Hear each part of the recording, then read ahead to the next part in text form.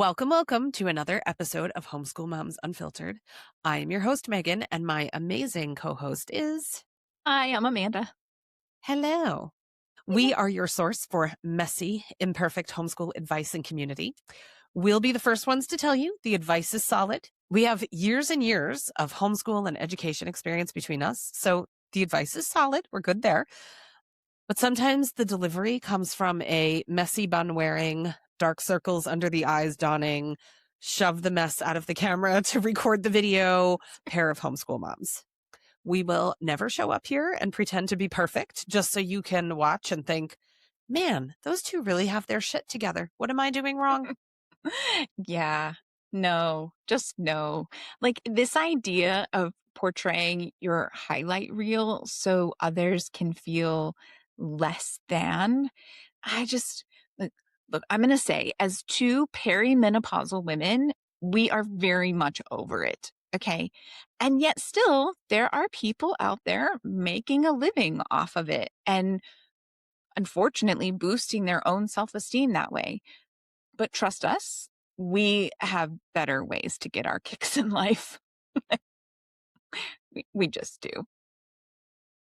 And as long as we're telling it like it is, you should also know that our discussion is always secular and we are progressive AF, okay? So you will never hear us call another human being an illegal alien unless we do actually get invaded by aliens. We will never justify a scenario where someone else has agency over your body.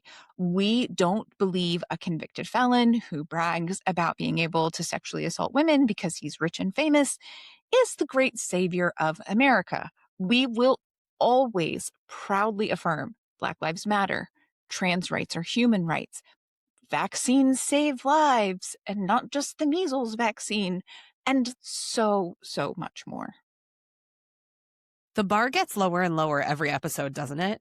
I mean, it seems like when we started this podcast and introduced our statement of values 150 plus episodes ago, it was more high level. Now we're down to things like, we believe you shouldn't get shot in the street by federal agents.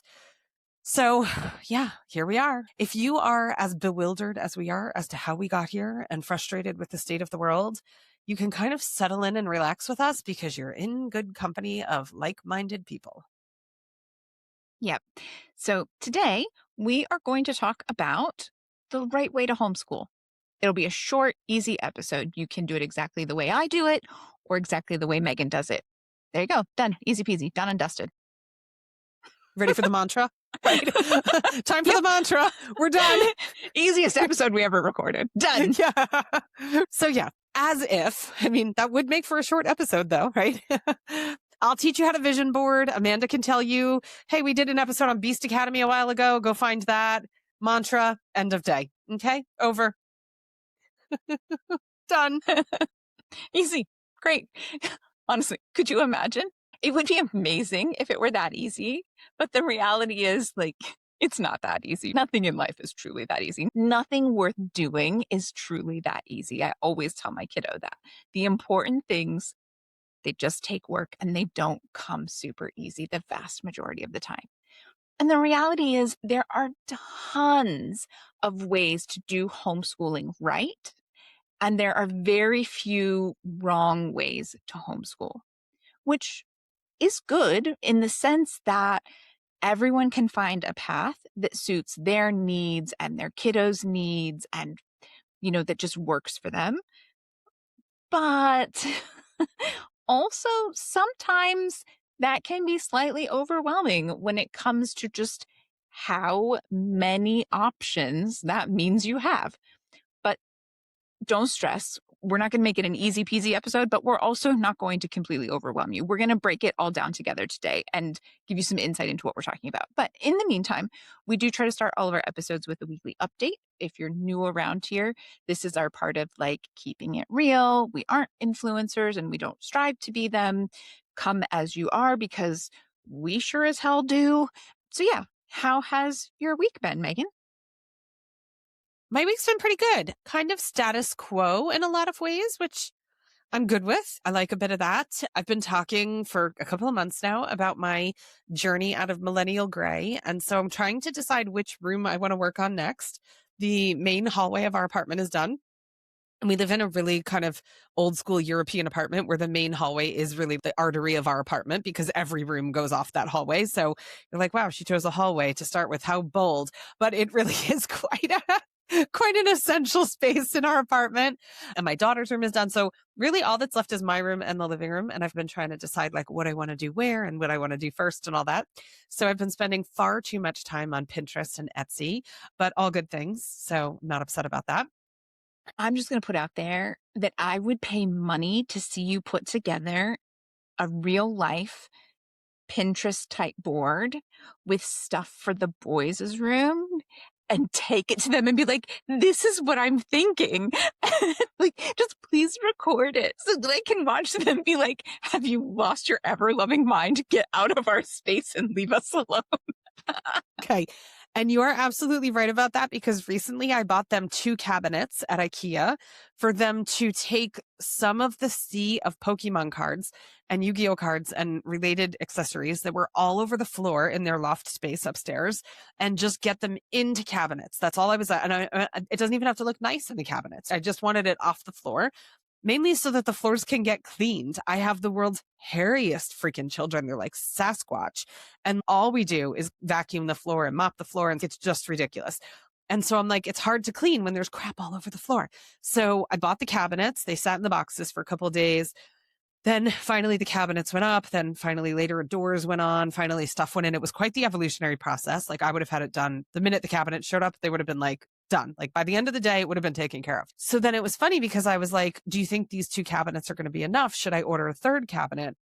And then I said to my son, well, you have that random bag of stuff that I call it like parts and pieces. I mean, when we moved, I helped him purge his room and I'd be like, this random bolt that's like just a random bolt. And he'd be like, no, I need that bolt. I'm like, can I ask for what? So we did manage to get it down to 1 bag. And he brought that bag of very important random parts and pieces to Europe with him. And it's still all sitting in the bag. We've been here for over a year. So I was like, why don't I get another cabinet and you can take the contents of that bag and put it in? He was like, but it's fine in the bag. Like it's not bothering anyone. I was like, it's bothering me. And he's like, you don't come upstairs like ever. He's like, that's the whole point of us being upstairs in the loft and you being downstairs is that you don't have to look at our mess. And I'm like, but I know it's up there. Right. Like, and if we could just put the contents of that bag in a cabinet, and I haven't won that one yet. So your idea of a vision board would be so far out there. And yeah, Just it would be please a like lot. make it like blue rooms with yellow trim and be like, oh, I thought it would be like Pokemon theme. Like, isn't that great? And just watch them be like, well, what the hell, Mom? You have totally lost it. She has lost it. Yeah. Yeah, that would be great. So yeah, I've just been kind of doing that kind of thing and reading a lot of books and doing my thing. My daughter has an interview this week at the school that she's hoping to go to for university in the fall. Her interview is when this airs, it'll be tomorrow. And so cross your fingers and your toes and your eyeballs and whatever else that goes really well. She's put so much work into her portfolio and her swatch books and all kinds of stuff because it's an art school. So yeah, so we shall see. And once we hear more about that, that'll kind of shape so much of the rest of our year and our coming years and all of that. So yeah, just kind of some status quo life, which I can take. I'm good with some status quo from time to time. It doesn't all need to be exciting and sexy all the time because that's great. And it's also freaking exhausting. So yeah, True story. good with the basics. How about you? What are you up to? Well, you might know, but anyone who's listening who has chronic illness will for sure know you have this thing where like stuff ebbs and flows, and there'll be like a new symptom or a new diagnosis that you have to kind of deal with. And you find yourself in this holding pattern as you try to work through it and figure out like, is it going to get better? Are they going to figure out how to treat it? Or is this just my new normal? Do I have to find a new baseline? And I've totally been in one of those holding patterns. And this happens to me fairly often.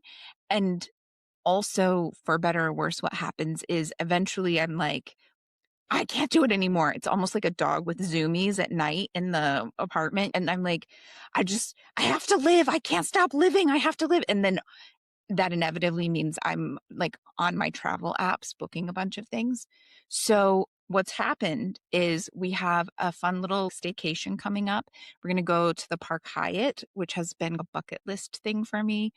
I would never normally pay to stay at the Park Hyatt because the one that we're going to, one night there is actually a little bit more expensive than I just paid for an entire week in Tahoe. But I had a free night certificate because we do travel hacking and it's a category 7 and my travel certificate was a 1 to 7 category thing. So we got it. I'm super excited. We're going to have our own little fire pit, which is something we can't have in a condo and things like that. So that should be fun. I'm looking forward to just a little bit of really down family time with that. I booked a trip back to Missouri to see family. I have talked off and on a little bit. My folks recently bought a new to them kind of small business. And my mom was like, I have a whole stack of things I need help with. When are you coming to visit? And I'm like, okay, I'm coming. I'll get it booked. So used airline miles for that. There was a great deal on American Airlines. So going to give that a go.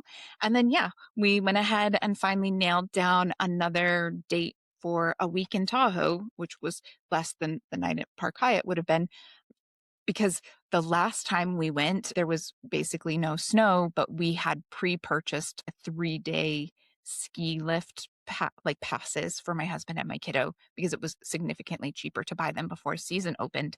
And then there was no snow. So they went up once and they were like, it's not worth it to use the other days. So we've got these extra days. And so, oh, might as well go give it a try. Hopefully they will have snow. I know that if you are in the US and you're listening and you live in the vast majority of the US, you're like, hopefully they'll have snow. We've got plenty of snow. You can have some of our snow. The West Coast does not have much snow, especially here in California. It's been a really dry winter for us, which is going to lead to all kinds of other problems. But it is what it is. Hopefully we'll get some snow. And if not, almost all of those places have fireplaces. So you can just, keep an eye out on my social media for a picture of me reading a book in front of a fireplace. It'll be fine. Yeah. Yeah, you'll make your own fun, snow or no snow.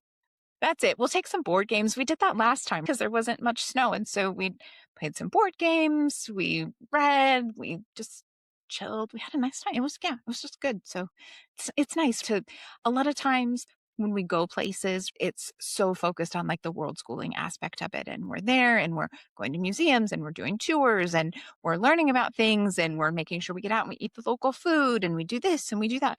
And there's nothing wrong with that. But it is also nice to just go somewhere for a week and be like, our only job is to get on the slopes twice this week. What will we do with the rest of our time? I don't know. Let's see. Just lay around, and the pile of laundry from Bali is not yelling at me to get up and take care of it. My family is not like, hey, I need more underwear. And I'm like, oh, I ordered it, but it's not here yet. And they're like, but maybe you could just wash it. And I'm like, oh, I could, but no, I'm not going to. Right? None of those things are a problem when I'm in a room in Tahoe. So it's pretty much what I got going That's on. too funny. All right. So maybe we should not talk about the right way to adults because I'm not positive I'm doing a great job of it. But we can talk about the right way to homeschool. Is there such a thing? Okay. And look, in some ways, yes, there is. Okay. Let's not pretend that every aspect of homeschooling and parenting is subjective. We do need to be real here. There are some obvious wrong ways to homeschool. Yeah. I mean, and we're not talking about stuff like you love Beast Academy and I'm an unschooler. So obviously Amanda is uptight and wrong. That is not what we're talking about. Okay. And if you've listened to us for any stretch of time, you know the differences between us are vast. We can fill a book with those things. So we have filled we're the not book. talking. It'll come out some point. I know we do. We need to work on the book. Oh gosh, it's so close to being done. I know. You had to bring up the book. Classic. We're like 95% done and then it's just sitting there. Maybe this weekend. Okay. Taking bets. Which gets finished first? My laundry from Bali or the Homeschool Moms Unfiltered book? It's going to be a tight call. Oh my gosh. Okay. So we're not talking about stuff like that. We're talking about things that whether it's through homeschooling and or bleeding over then into parenting as well. We're talking about physical abuse, emotional abuse, isolation as punishment, fear-based control, using religion or ideology to shame or terrify children. Obviously, all of that is not subjective. If you are homeschooling in those ways, and if you are, I highly doubt you're listening to our podcast, that is wrong. But we still need to be very clear that that is wrong. There are ways to be neglectful in homeschooling. Educational neglect is an actual thing. When we say no instruction, no growth, no literary progress, things of that nature. Now, I'm an unschooler, so you might be like, how the heck is an unschooler talking about no instruction equals educational neglect? Instruction can look a whole lot of different ways. Growth can look a whole lot of different ways. But if you have kids that are not growing and that are not able to see themselves in the future, have an advantage. We've been talking lately in our episodes about homeschool regulation about if you have kids that don't have the option to an open future because of the way that they've been homeschooled, that is neglectful, right? That they don't have the skills they need. Medical neglect, obviously, also falls into that. Social isolation as a default lifestyle, neglectful. I feel judgmental saying like, you can't do this, but these are really not okay things, obviously. Refusal to prepare kids for adulthood would be neglectful. So essentially, if a child is chronically unsafe, chronically unsupported, or chronically unseen, that is not parental freedom or educational freedom. That is truly failure. So you can clearly say homeschooling is not a shield from accountability. It is a responsibility. You're taking on a lot. And we don't say that to scare you. And again, if you're here listening to us and trying to do good and be an amazing homeschool parent and learn and grow and make sure you're doing right by your kids, most of this, I can almost guarantee you all of this does not apply to you. But if we are going to talk about the fact that there's no wrong way to homeschool, we do need to be really, really clear that these are abusive practices and they would definitely be wrong. Okay. Yeah, that's it. There are very few wrong ways, but there are, right? We do need to protect children. And if in the process of homeschooling, you're really harming them and their future, like that's the wrong way to homeschool. But again, if you're here listening to us, you probably don't fall under that category. I'm feeling pretty confident that you're not there. So, what is the right way? Obviously, it's more complicated, but I can also tell you it isn't a specific curriculum. It doesn't require a Pinterest aesthetic, even if it would be really funny to do that to your kids. It doesn't require a 7 a.m. wake up routine or color coded schedules or calendars or anything like that. The right way to homeschool is at its core values based and child centered. So today, we're going to look at a short list of examples. Okay. But please, please, please understand that if you're prioritizing your child's safety and mental health, as well as their right to an open future, which, like Megan said, we've discussed in our last few episodes, and they're growing and progressing, both academically and as a whole person, you're doing something right. That is the right way to homeschool. You might need to tweak or eventually find a different way of doing something, but you are doing it right. Okay. So even if your specific approach isn't something that we talk about today, it doesn't make it wrong. We have an hour-ish long podcast to talk about these things. This is not the Truman Show where we sit here and talk about homeschooling 24/7. So we are not going to be able to cover every possible option, especially when you add in the fact that once we do get talking about anything, really, all bets are off on how long it takes us to get through anything at all. Yeah, right. So Amanda mentioned safety, which obviously should be a priority for all parents and caregivers, not just homeschoolers. And when we talk about safety, we're talking about emotional safety, physical safety, psychological safety. Kids need to feel safe making mistakes. Kids need to disagree respectfully, to know how to disagree and to have the freedom in their household to be able to disagree with things.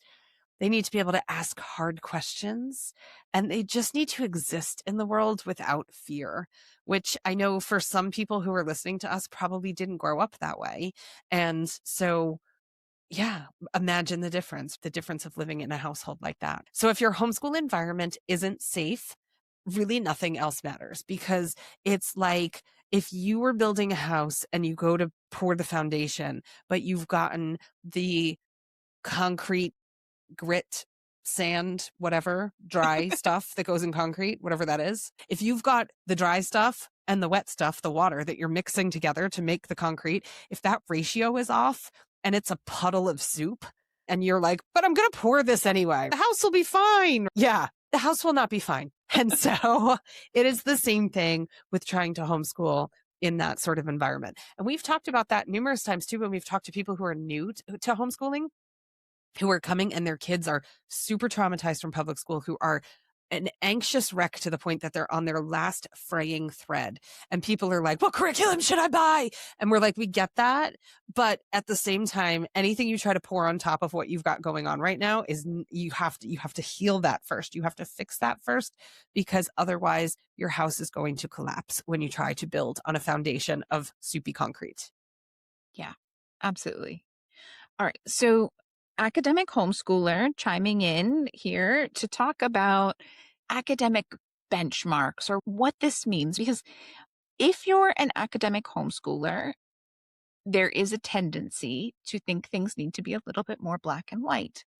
I'm going to say Megan doesn't struggle with that quite so much, but I coach a lot of people who are fellow academic homeschoolers, and there's a lot of unpacking you have to do to be like, okay, it doesn't need to look that way, and we can still be really academic focused while letting go of some things.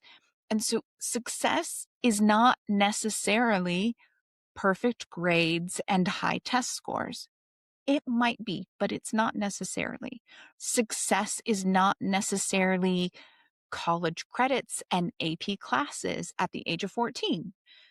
It is not necessarily, and hopefully very rarely, performing intelligence for adults. Look, this is not SeaWorld. They do not need to jump for fish every time an adult quizzes them on some random topic or subject. Okay, that does not need to be your proof that you are homeschooling, quote unquote, the right way.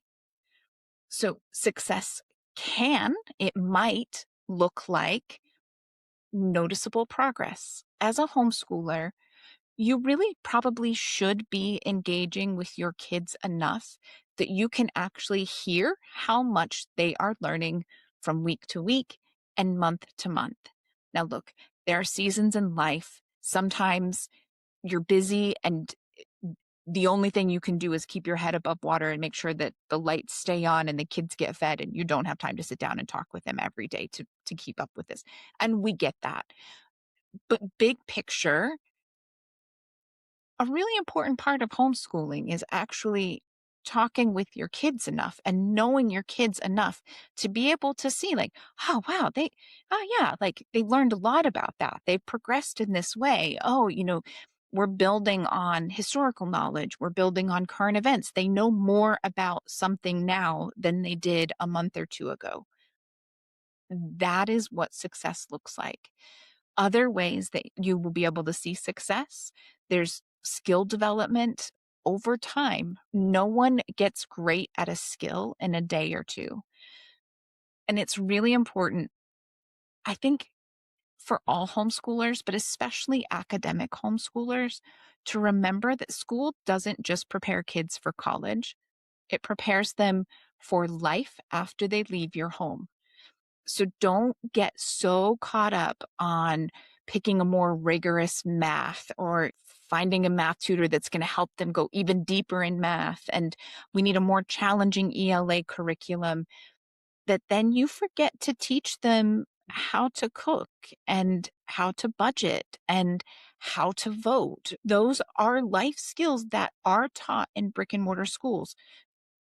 It's questionable how well they're taught, but this is another one of those things where you have the opportunity to take something that may or may not get covered well in a brick and mortar school and cover it well in your homeschool, because it is important.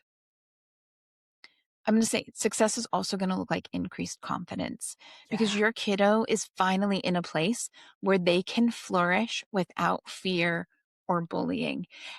Even in academic homeschooling, so often there's fear and bullying and perfectionism that gets tied up in the textbooks and the curriculum. And you really want to make sure you're being careful about that so that your kiddo's confidence can just really soar. And that's going to just help in so many ways with, especially with the academic homeschooling, I think. And then another thing that we have talked about is this idea that resilience when things are hard. We just did an entire episode recently on grit, and I think, again, with academic homeschoolers, especially, we often worry about whether or not we're creating enough opportunities for perseverance. But most of the time, if we really take a step back and look at what's happening without all of the shoulds getting in the way, we will see that our kiddos really are developing resilience. Sometimes it's hard to remember, it's hard to see it, but when you can just really step back and try to avoid the comparison trap, it can make a big difference. As academic homeschoolers, it can be really hard to remember that your child has a pace that works for them. And just because someone else's fifth grader started algebra or someone else's high schooler is on track to graduate high school with 2 associate's degrees, that doesn't mean that your kiddo has to be on that same path or even that they should be. Forward progress in life skills and resilience and in all of these things from wherever they are right now to wherever they're going, as long as it's forward, that's it. Grade level doesn't matter. It does not matter if they start out in a fifth grade curriculum when they're actually in seventh grade. If fifth grade is where they are comfortable and they can move forward with a strong foundation from there, that is what matters. Make sure that whatever you're doing meets them where they are, and then you get to help them grow and learn from there. And I think for probably all homeschoolers, but especially the academic aggressive homeschoolers, it's really hard to wrap your head around that. Like, well, they should be here, and this is where we're gonna, like, okay, well, I mean, sure, if you want to start building from the middle of the ladder, I suppose you can. But this is probably better to start on a solid foundation. So find where your solid foundation is and build something amazing. Yeah, exactly. It's so funny that you brought up your coaching sessions because I'll always say, like, how'd your coaching session go? Or have a good coaching session. But it never occurred to me the things that people come to you worrying about because I'm never there. Yeah. And people who come to me worrying about completely different stuff when we're Yeah. when we're doing our coaching. And I'm like, oh yeah, I guess that would be something they would worry about. That's so foreign to me. But yeah, okay, I gotcha. So I'm sitting there envisioning those conversations. I'm like, oh, look at that. Okay, good. Yeah. It's true. And I'm always like, oh, yeah, it was good. So I give you no details at all Yeah, whatsoever. no, I'm just like, So- oh, she had a good session. Great job. Nice. Okay, good. Yeah. Okay. That is interesting. I hadn't thought about it that way. Yeah. All right. This next one is really, really big. Okay. When we're talking about what the right way to homeschool is, it's important to remember and to keep in mind that homeschooling is so different than traditional school in that traditional school focuses maybe not solely, but pretty darn close to solely on academia, on book learning and things like that.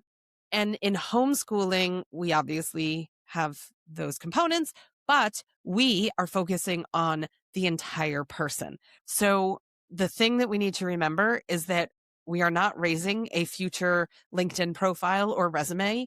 We are raising a nervous system. The nervous system, the control center of the nervous system is your kid's brain. So obviously that's a part of it, but that's not the entire nervous system. There's a whole extended system beyond that. And all of that is important in homeschooling more so than it is in most traditional school environments. So if you have a child with anxiety spiraling out of control, chronic stress, burnout at 10, crippling fear of failure, all of that kind of stuff, that is not thriving. It doesn't matter what their transcript looks like at the very end of it. That is not a successful case study in homeschooling. And that is not thriving. Now, I will put out there, you can be doing everything under the sun for your anxious child, and they are still anxious. But to Amanda's point before, forward progress. There's a chance that that kiddo is never going to not be anxious. And that's okay. I mean, obviously, I'm not thrilled for that child, but that's how they are. That is that child. So the goal again is forward progress. What are some of the things that we can put into place in the homeschool world to minimize these things? If you're working your ass off on some of these things that we just talked about fear of failure, about chronic stress, stuff like that, and your kiddo is still struggling, it is not that you suck, that you are failing, that they will never amount to anything. That is not what we are saying. We're looking at growth. We're looking at your effort to alleviate some of those things to the best of your ability. We're looking at, are you there to help? Are you there to walk alongside them and be supportive of them? Are you lining up professionals that they need to come in and help in those cases? Are you granting, if you will, medication where medication is needed in some of those cases? I mean, oh my gosh, if you're in any of the ADHD parenting groups, it's like the number of times that I could type the same thing over and over and over again where people are like, my husband's against medication, or we're not sure we want to try medication. And I'm like, literally, if somebody told you that your kid was a type 1 diabetic or had cancer, would you be saying the same thing? Like, I'm like, oh my God. And it's not to say every ADHD brain on the planet needs medication. That's not the case. There's plenty of ADHDers who don't want and or need medication. But when you come to a group saying we're not open to this, I'm like, would you be open to insulin if your child was a diabetic? Because I feel like the answer is yes. I feel like we're not talking apples to apples here. So lining up professionals, giving them access to the medical care that they need to do those things, even if you haven't alleviated those problems, you are making forward progress. And that is awesome. So success looks like achieving or actively working towards, even if it's baby steps, really small baby steps, emotional regulation skills, secure attachment so that your kid is grounded and knows that they have someone who's with them, who loves them, and who will always have their back. Knowing that your kiddo knows how to ask for help if they need help is a huge skill, and that your child feels fundamentally worthy. I don't know how many times that school administration officials and team members sit around and being like, how are we making sure that each of these children feels fundamentally worthy when they arrive to school every day? I'm sure in some really progressive schools, that Principal Lamb, who I'm like obsessed with on Instagram, he's so amazing. I could see him having this kind of conversation. The school my kids went to, they were not having this conversation. This was not on the table. So we have that opportunity as homeschoolers to be able to do that. It's not just about making sure they're progressing through Beast Academy. There's so much more to it. Yeah. And you have the time and in many ways the responsibility to use the extra time you have. We've talked in other episodes about the fact that homeschooling should not be an 8-hour a day thing, like when kids are in brick and mortar school, because you're doing one on one lessons, you're doing one on one tutoring. It should take significantly less time to get through the same material and more. With all of that extra time, you have the time to focus on the whole child. And so if you're sitting here going like, well, how am I supposed to do all of those things and also focus on there should be time in the day because yes, you're always learning, even if you're an unschooler who says, oh, we're always learning and all of that. Like academics should not take up so much of your day that you don't have time to think about and focus on all of these other things that make for a healthy childhood and a well-rounded adult who is happy to go out into the world and thrive. That's what we're trying to do here. Create the foundation that allows your child to thrive in the future, whatever that future looks like for them. Mhm. We definitely have more to say. Just a quick reminder, we've talked about it before. We have unit studies. We'll drop the link here. We sell them both on our Patreon and over in Teachers Pay Teachers. In Teachers Pay Teachers, we have these bundles of 3 unit studies together. And so it makes it a little bit more affordable. We have social justice ones. We have really popular ones right now, like How Democracies Fall. It looks at early warning signs in the 1930s in Germany and the United States now.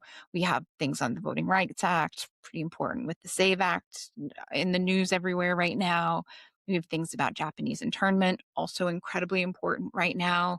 And then we also have fun things too. Like it can't all be immigration and Ellis Island and Angel Island and voting rights and all of that. If you just need to take a step back and do something, we got one on pizza and you're going to learn fun, new, interesting things, but it's pizza. I mean, how many days in a row can you eat pizza and do a unit study? I'm thinking my family, well, if my husband was involved, we'd only get a couple days in. But if it was just me and my kiddo, we could for sure do it for at least 10 days. Heck yeah. I'm pretty certain we could have pizza for 10 days in a row. There's one on potatoes, which when Megan brought that to me, I was like, for real? But I learned so many interesting things about potatoes and the number of times in the last year that I've been like, actually, did you know that potatoes? So, and look, they're really affordable. If you join our Patreon, you can get ones that come out in the future for $7 a piece. The ones that have come out in the past, they're $10. Like I said, a little bit less if you buy them in a bundle. We have lots of different bundles, but $10 max. It's a really affordable thing with literally loads and loads of resources that we watch. We watch every video. We've vetted all of the books. We're doing our absolute best to make sure we're providing own voice resources and quality things, and then ideas and suggestions. It's not just one or two activities. There's all kinds of activities. And if you're not sure that a unit study is for you, we have a free one. There's a free one you can go check out on Teachers Pay Teachers. You don't have to do anything except download it and use it. And it'll give you an idea of how it works. It's a little bit smaller because it is free. We didn't put in quite as many hours on it, but it'll give you a good idea of how the videos work and the book recommendations and the activities and what you're getting from us. So yeah, go check them out. Yeah. It's also smaller because every time we build one, they grow exponentially because like we pass them back and forth and Amanda's like, she'll pass it to me and I'll be like, okay, great. And it's doubled in size by the time because like, I just can't help myself. Sometimes I get really curious and I have a lot of time on my hands sometimes when I don't sleep. And next thing you know, they're like 40 pages long. And then poor Amanda has to go through and review it all. And I'm like, I'm really sorry. I didn't mean for it to get that big. Right? I'm going to need an extra day to watch all of these videos. Like, Jesus Christ, how many of these videos are an hour long? You're killing me, Megan. I know. And if you don't know how to use a unit study, we have a thing in the unit study on how to use the unit study. We did a whole walkthrough of it. You don't have to do all that stuff. You don't have to do every single thing that's in there. You can totally cherry pick a unit study. I mean, if your kid's in kindergarten, it wouldn't be appropriate to use it all now anyway. You'd come back to it in a couple of years and then a couple of years again and then a couple of years again. And you'd keep layering all this stuff onto it. But when Amanda reviews them, she has to read all of it and watch all the videos. So yeah, it's a lot. Yeah, that's it. I mean, that's the nice thing. It's $10 or $7 if you sign up for the membership, but it's like basically a book list and a video list that you have already been reviewed and vetted, and you can just use them. And it's great because Megan found them the first time, and then I went through and I was like, I really like this one, but this one is shit. Why did you include it? So they're good. I'm like, oh, what? I don't think this one, like maybe this one is better. So yeah, anyway. And then there's activities and stuff beyond that too. It's not just books and videos. It's like pages and pages of activities with hands-on stuff and cutting things out and an answer sheet and all kinds of stuff. It gets intense. Every once in a while, I'm like, I really think you should add a graphing activity. And she's like, okay. Like if Amanda makes me create one more fucking graph, but yeah, they're in there. They are. You will get the occasional graphing activity. I know that this math seemed pretty easy, but we should probably include an answer key. It's like, okay, I'll make another answer key.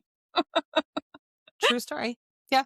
Now I just do the answer keys for the most part on my own though. Like I still miss them sometimes and you catch them, but sometimes I'm like, she's going to ask for it. I'm just going to make the answer key because she's totally going to tell me we need an answer key. So I'm just going to do it. Like, yeah. Good times. I will say, I'm not a big, right? Like unit studies are not necessarily my thing. And when Megan was like, I think we should make a monthly unit study, I was like, okay. But this is one of those things. I'm pretty proud of the unit studies we put out. They're pretty good. Yeah. And your kid likes them. So even though they're not your jam, Your kid loves them. Yeah, it's true. He does. Although I will say he stands with me where he's like, "These are a lot of fun, but we need to do, like, real work." You're right. We do. Academic aggressive homeschooler. Yep.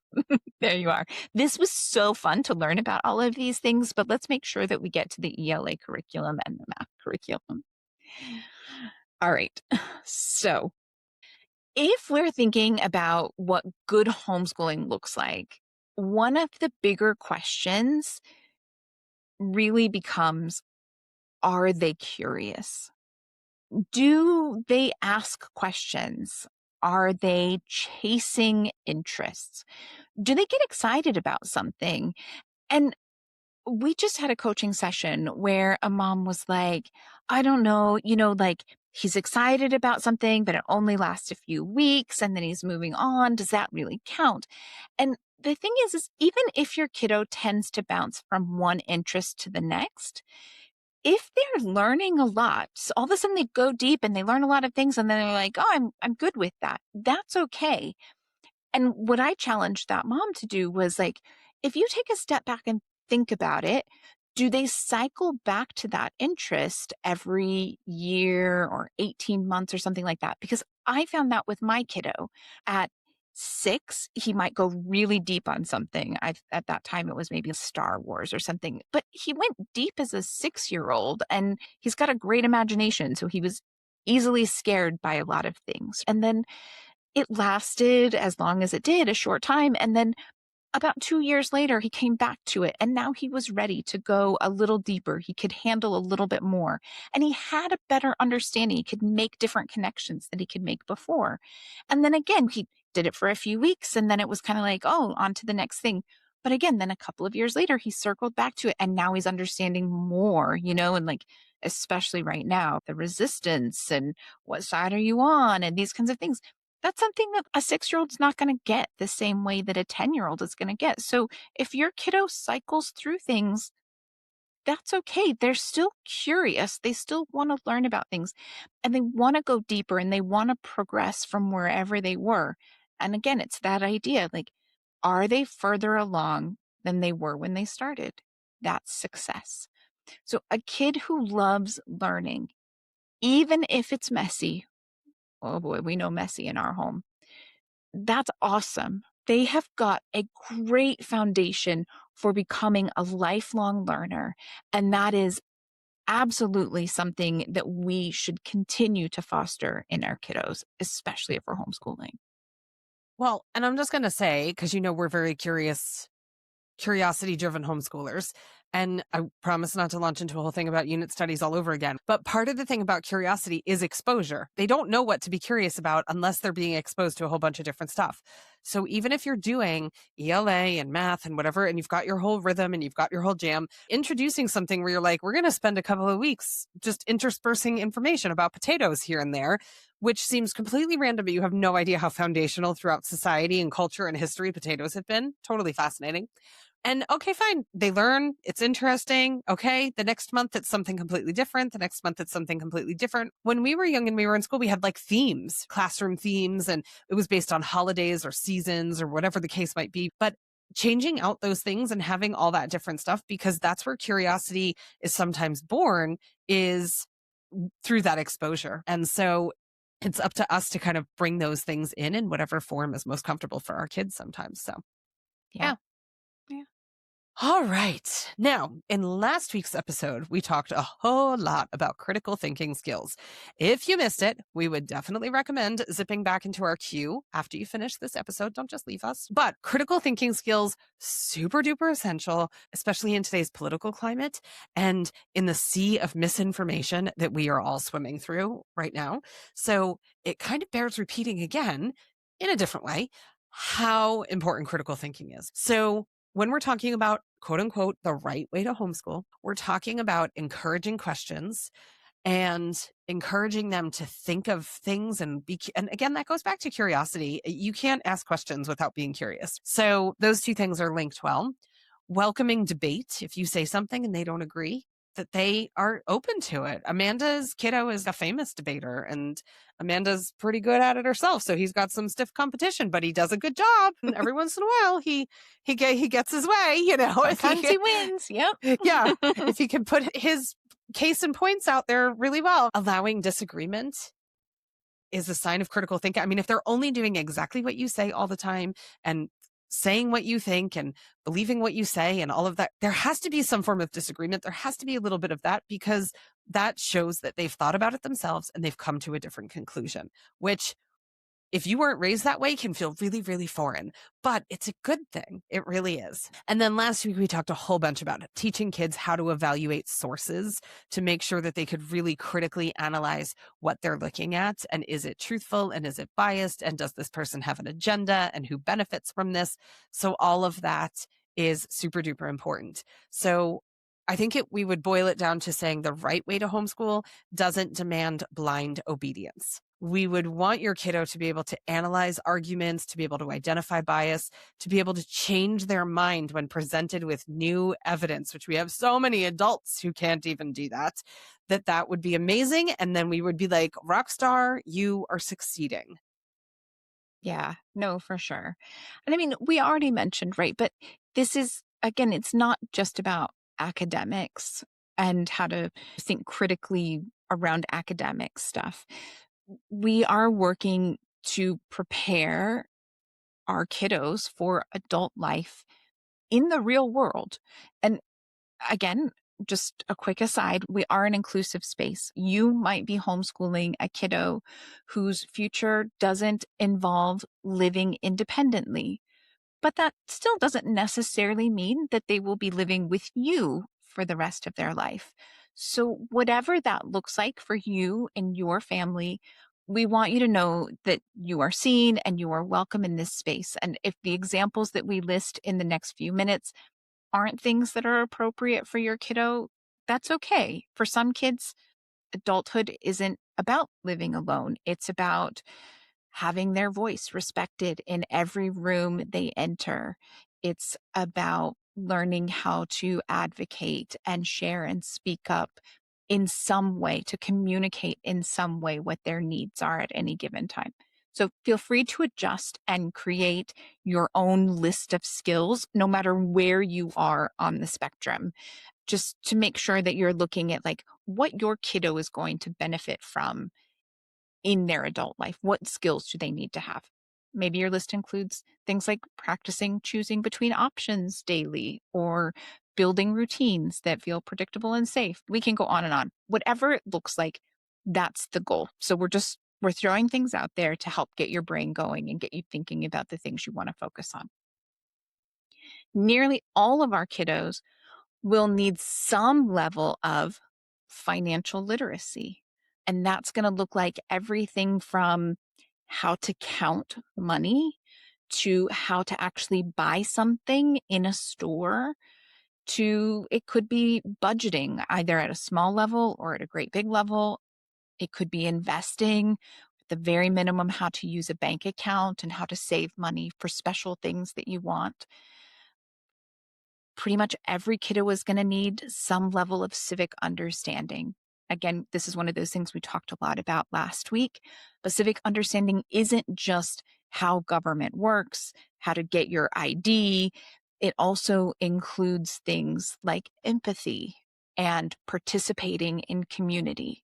We need to take the time to actually teach our kiddos how to do those things because they aren't necessarily intuitive, but those are 100% the things that as the grown up, sometimes we're like, you should just know that. And why Mhm. don't you just know that? And the kids are like, I don't know. How was I supposed to know that? And we have to be intentional about teaching these things. And then there are other important life skills like time management. You show me a grown up that doesn't need some work on time management. Conflict resolution. Boy, howdy, we need a whole lot of conflict resolution. Self advocacy and boundary setting. A lot of us are getting a lot better at that, but we can teach our kids from a young age how to do those things so that they are confident and they just go into adulthood with those skills instead of floundering around as an adult trying to figure out how to set them halfway through the game. And then rolled up into that are basic skills that sometimes we overlook. Like, can your child make a doctor's or a dentist appointment? Can they write an email? You will be surprised at how many kids don't fully understand the fact that an email to a teacher is different from an email to a friend. And a lot of kids are like, why would I even email a friend? Well, at some point, you're going to be that friend and you're going to want them to send you a life update. So you have to teach these things. We mentioned it before, but how to handle disagreements, how to navigate systems. Really, everything in life in the real world is a system, whether it's the transportation system, whether it's the library system, whether it's the medical system. Do they know how to get through systems? And can you help do that on the regular basis?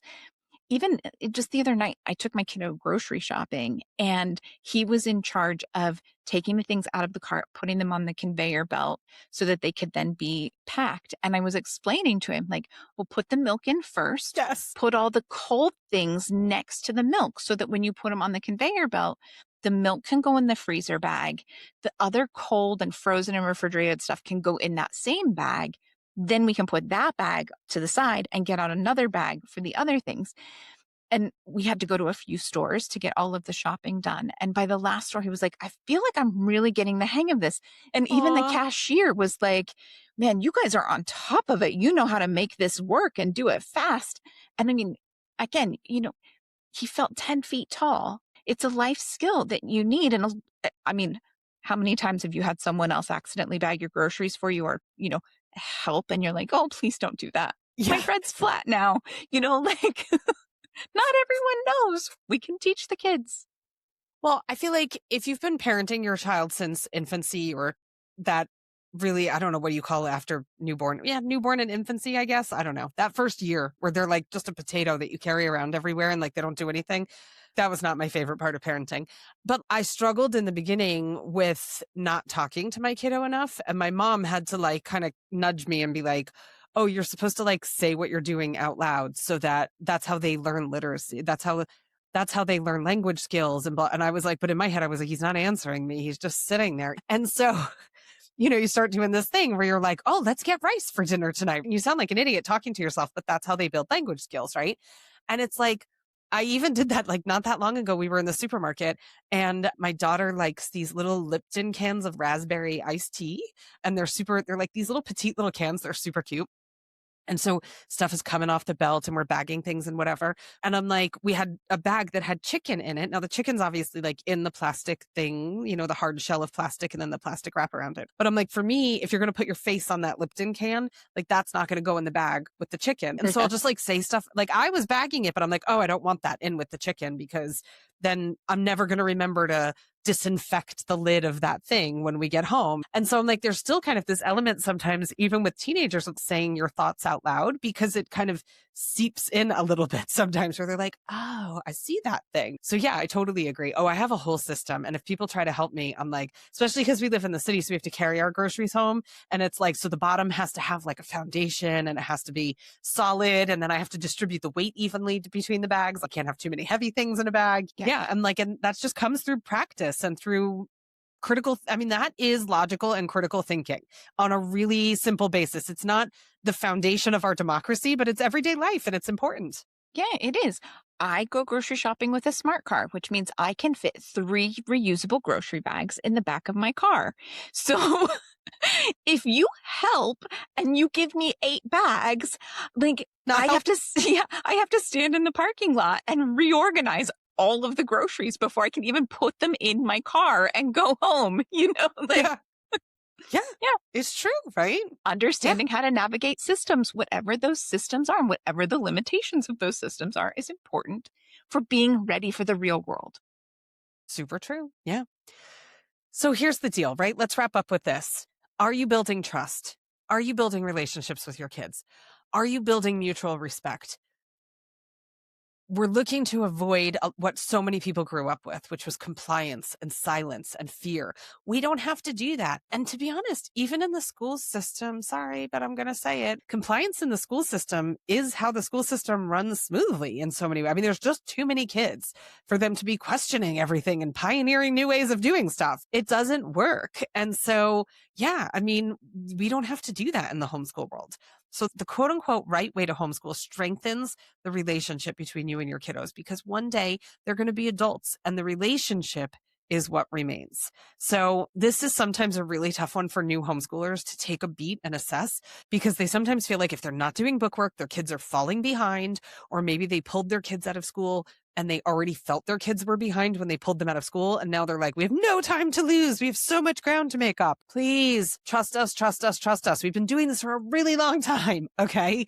This stuff is essential to long-term success, and it's valuable enough to dedicate time at the start of your homeschool journey to firm up your foundation, and then to focus on it throughout your homeschool journey as well. Super duper important stuff. Yeah, Yeah. that's it. All right. So our end of episode mantra for the week is: there are many right ways to homeschool, but they all prioritize safety, growth, and an open future. Boom. Yeah. Love it. Yeah. Yeah. So thanks so much for joining us today. And until next time, happy homeschooling. Yeah. Have a great one.